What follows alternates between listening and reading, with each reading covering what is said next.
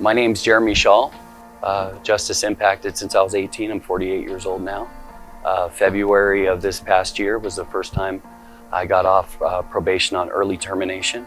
And it's the first time I haven't been justice impacted since I was 18 years old. I'm from Arizona. I come from a family of alcoholics and drug addicts. My uncle started coming to this prison system in the late 70s. They came back from Vietnam and struggled with heroin. So from an early age on, my heroes in my life, had behavioral issues. By the time I was 7 years old, I was introduced to a psychiatric facility, and they put me on Adderall. Age 13, I'm subjected to another psychiatric facility. See, I was a neighborhood terrorist when I was a kid. See, when my parents got divorced and the loss of my grandfather, that trauma impacted me in such a way that I didn't know how to cope. And as a result, behavioral issues ensued. And by the time I was 13, I remember sitting down with a doctor and my mom, and he told me that if I didn't take medications the remainder of my life, that there's a good chance that I'll spend a number of years in incarceration.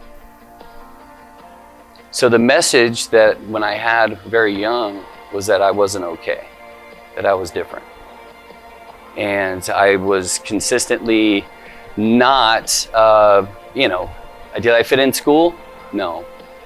I failed at every school I went to. I mean, my earliest memories of education were my mom dragging me from school district to school district, saying, he's really smart, you're just not teaching him right.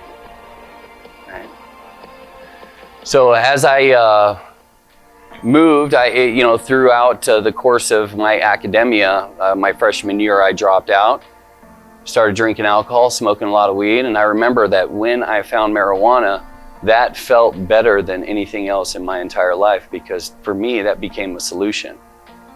And when you have marijuana, I mean, you're with like a certain kind of tribe that accepts you socially, respects you for having a little bit of sack, That was the course of my remaining years. So I never graduated high school. How I got my GED when I was 19, I have no idea.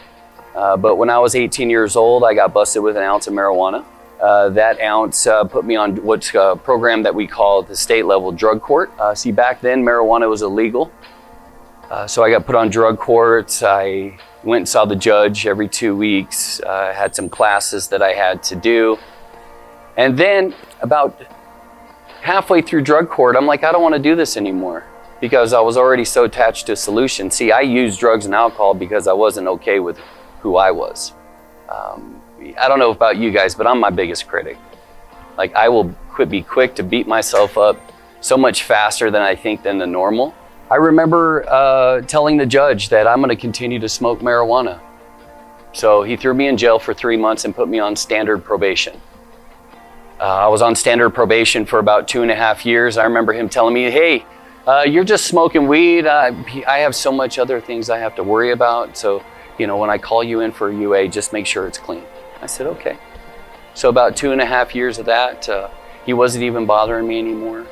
I was at a party with some friends, age 20, and gang squad jumped the fence, and they found a joint in my fifth pocket. They threw me in jail again for another 3 months. Violated my probation. So for an ounce and a joint from the ages of 18 till about 24, I did 6 months in jail and about 5.5 years probation. Pretty interesting how the laws have changed now, right? So my early 20s, for some reason, I had some semblance of getting it together. I opened up a courier business. I had that for about 3 years. In that process, we were also transporting marijuana from Phoenix to Chicago. I got busted in New Mexico for 37 pounds of weed. And interesting how the prison system plays a role in this.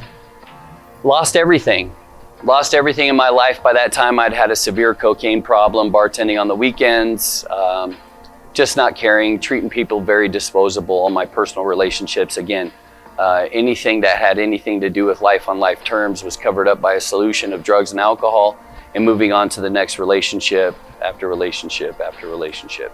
Accumulating just this disposable attitude. The reality is that even when I was a kid, I just didn't care. Whenever I did something and the cops showed up, I was sorry for getting caught. See, by the time I was 24 and snorting cocaine, doing ecstasy and selling marijuana and doing all that and have a courier business, when I got busted, I had $200 left to my name. I had a cocaine problem. And then I found other stimulants like methamphetamine and crack cocaine. The amount of incomprehensible demoralization that I went through in a period of 2 years out there on the streets, smoking crack and digging into ashtrays and throwing away my life, afforded me another 3.5 years of incarceration through 2 counts of stolen vehicles.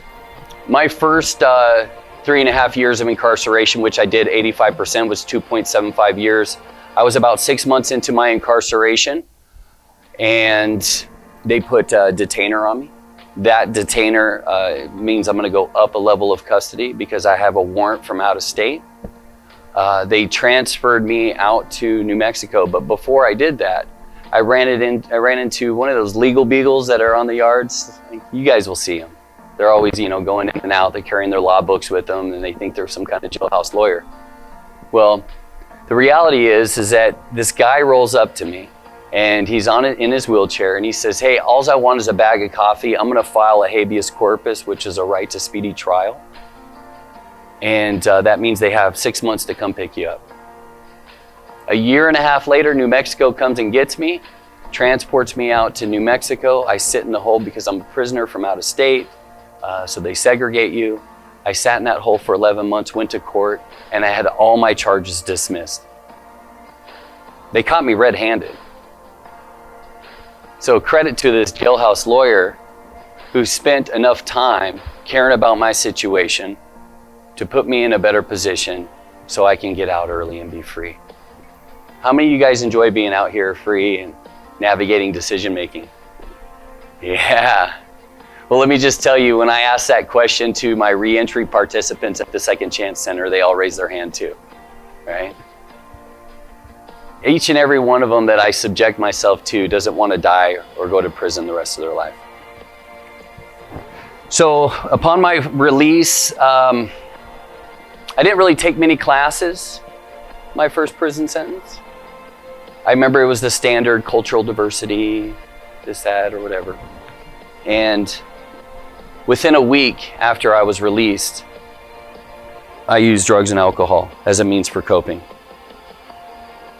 See, when we get out, we're subjected to so much decision making, I couldn't even decide which shampoo I wanted to use because there were so many on those aisles. In your training here, you're even just afforded limited decision making. You have to be somewhere on time, the uniform you're gonna wear, you probably know what you're going to eat, right? See where I'm going? See, people out here make an average of, 4,500 to 5,500 decisions a day. People in the military, it's like 2,500 to 3,500.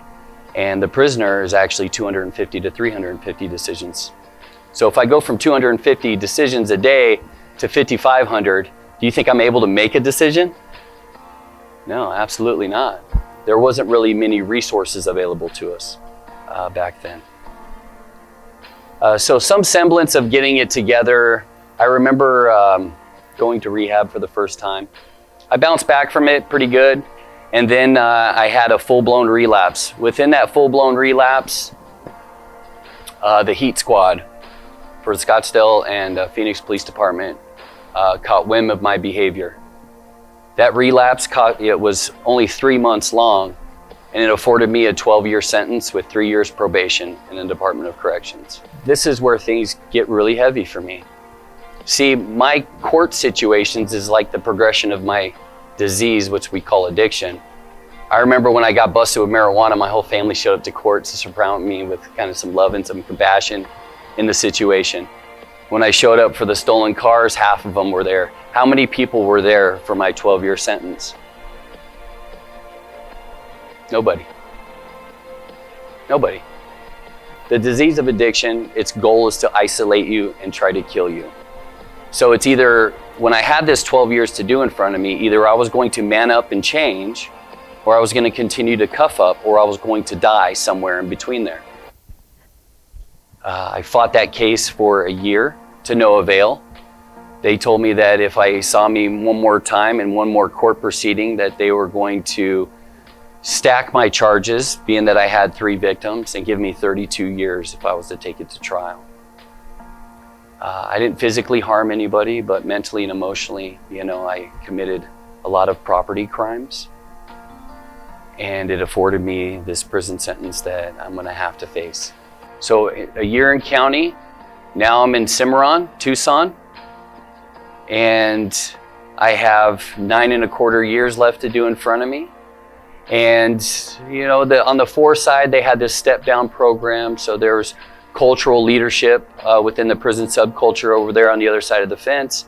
Over on the 3 side, guys were doing everything they can to make these guys look good, or it's just the prison subculture is politically, to me, was never attractive because I wasn't raised that way, regardless of whatever I'd been through in life.